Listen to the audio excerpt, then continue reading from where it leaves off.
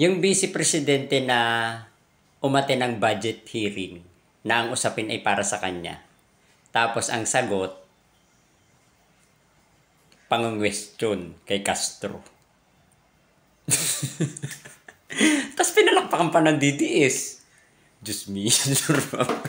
Ewan ko yung point ha. Ewan ko kung nasaan yung point nitong BP Sara na ito. No? Kine-question ay yung kanya mga budget.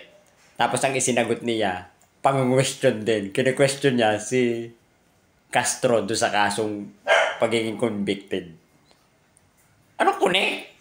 Tapos pinalakpakan pa ng mga DDS. Oh my God! Para ka naman siyang ano. Para naman kayong ano dyan. Diyos ko po. Ang hearing ay kay Sara, hindi kay Castro. Ang usapan about kay Sara. Ba't napapunta kay Castro? Inaano pa kay ni Castro? So, yun na mga DDS ha. Papasiyan nyo naman, nagpapalutang-lutang yan. Ayan ha, pagkamalan tuloy pusit. Nagpagkamalan o naging pusit.